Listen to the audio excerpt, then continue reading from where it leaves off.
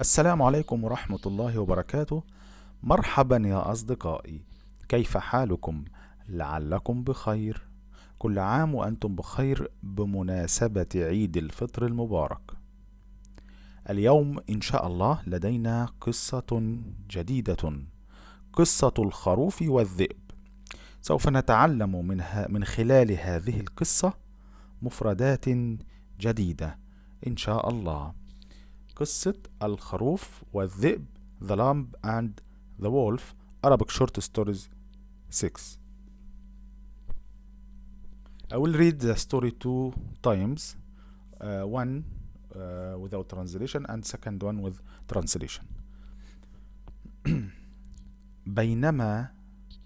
بينما كان الراعي يرعى غنمه في البرية، ابتعد خروف عن القطيع.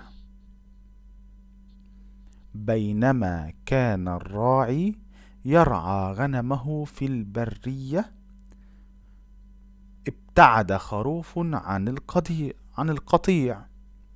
While the shepherd was grazing his sheep in the open land, one sheep moved away from the herd.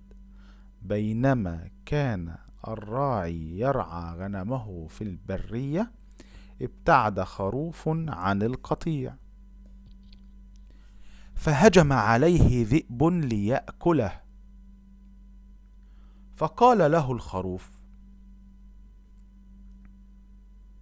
إن الراعي أرسلني إليك لتأكلني، ولكنه أمرني أن أغني لك قبل أن تأكلني.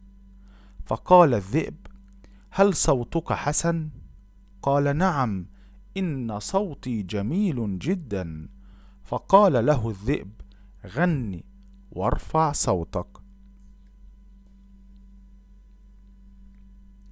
فهجم عليه ذئب ليأكله.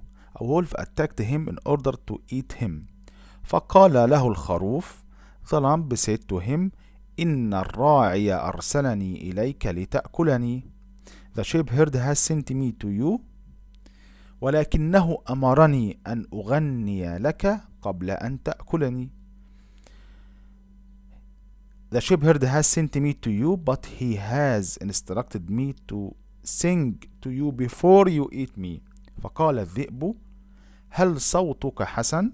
The wolf said: Is your voice good? هل صوتك حسن؟ قال: نعم، إن صوتي جميل جدا. He said: Yes, certainly, my voice is very beautiful. نعم، إن صوتي جميل جدا. جميل جدا very beautiful.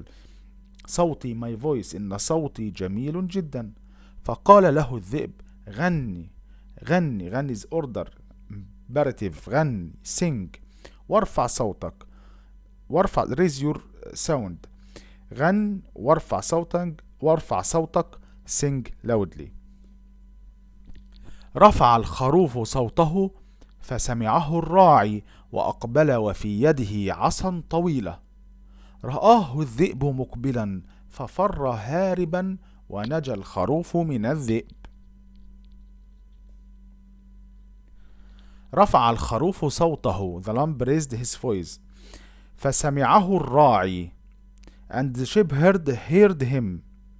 وأقبل وفي يده عصا طويلة and approached them with a long cane in his hand. رآه الذئب مقبلا. He saw the wolf as he was approaching. ففر هاربا، ونجا الخروف من الذئب. And the wolf fled. The lamb escaped from the wolf. رفع الخروف صوته فسمعه الراعي، وأقبل وفي يده عصا طويلة. رآه الذئب مقبلا ففر هاربا، ونجا الخروف من الذئب. انتهت القصة. Thank you for watching. Till the next video. Please like, subscribe and share my Arabic journey with Muhammad. And don't forget to share the video with your friends. والسلام عليكم ورحمة الله وبركاته. إلى اللقاء يا أصدقائي، مع السلامة.